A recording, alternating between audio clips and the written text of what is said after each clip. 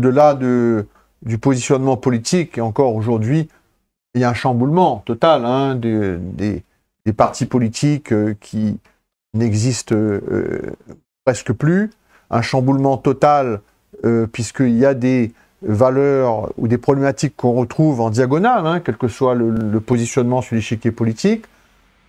Je partage, moi, ce souci de dire la Réunion d'abord, de placer ces élections, les élections qui viennent, au cœur du quotidien des Réunionnais. C'est-à-dire ce qui va nous intéresser.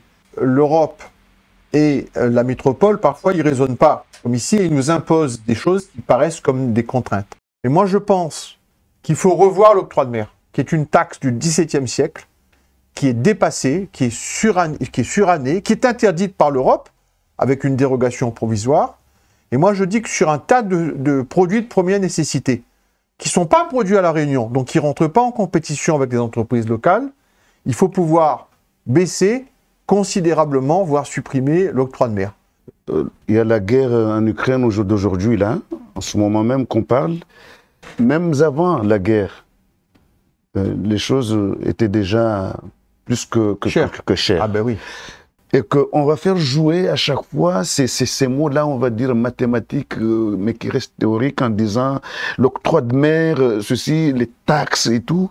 Pourquoi? Alors qu'on reste abasourdi et en souffrance au point de vue de notre pouvoir d'achat.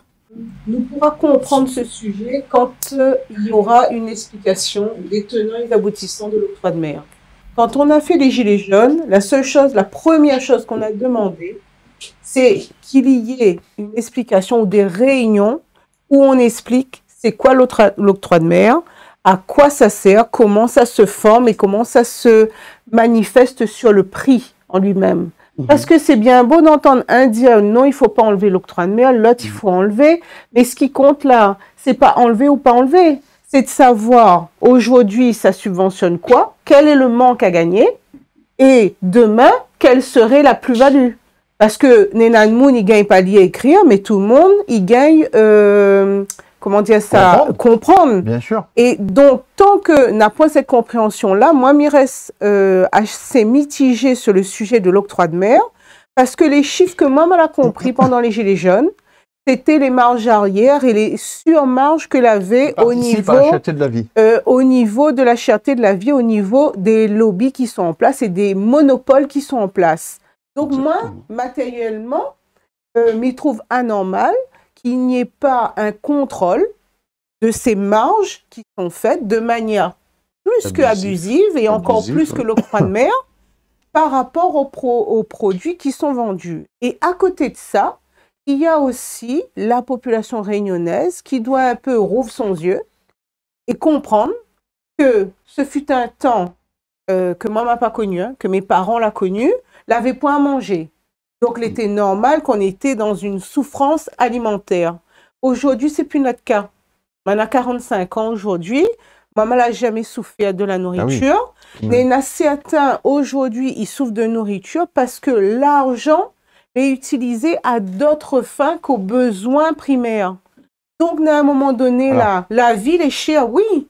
Mais est-ce que nous mettons nos intentions et notre budget là où il faut mettre aussi? Donc, il y a plein de... Il y a plein de cartes Bien sûr, il n'y a pas qu'une composante. Il y a plein de leviers à actionner. Et je vais essayer de compléter ta réponse en disant oui, c'est vrai que l'octroi de mer est une donnée et qu'il y a sûrement d'autres données qui participent à l'augmentation du coût de la vie. Et il y a des données aussi qui sont incontournables. Le fait qu'on est loin, donc il y a le fret maritime et le fret aérien aussi, qui coûtent cher, et ça participe au renchérissement. Mais je crois que aujourd'hui, on marche tête en bas, parce que l'octroi de mer est fait pour protéger les productions locales. Et les productions locales, souvent, et d'ailleurs c'est une question qui m'est posée, pourquoi la production locale, souvent, est plus chère? Donc il faut réfléchir comment les producteurs locaux, quitte à les aider par de l'aide publique, comme c'est fait en Europe pour les agriculteurs, soient davantage soutenus financièrement pour qu'ils puissent abaisser leurs prix et qu'on puisse arriver à des niveau comparable au prix des produits qui sont importés. Ça peut-être pas possible pour tout. Je crois qu'il y a des abus sur certains secteurs. Récemment, un interlocuteur ici disait les pièces auto qui coûtent 3 fois, 4 fois plus cher à La Réunion qu'en métropole. Mais tout ça, ça pèse sur les ménages, et ce d'autant plus, et là je complète la réponse de Magali, c'est que longtemps, on n'avait point de téléphone portable, on n'avait point d'abonnement Internet, on n'avait point d'abonnement Canal+, Netflix, que sais-je, de tablettes, etc. Et aujourd'hui, tout le monde veut être connecté, c'est normal, mais ça vient rogner sur ce qu'on disait, c'est-à-dire sur les budgets principaux, notamment l'alimentation, ce qui met les familles en difficulté. Donc voilà aujourd'hui la difficulté, sachant que, je le redis, on sort à peine de la crise Covid avec des contraintes très fortes que l'État a imposées, et on sort à peine, Magali me disait, moi je ne savais même plus, je pensais que c'était aujourd'hui, c'est lundi, c'est ça?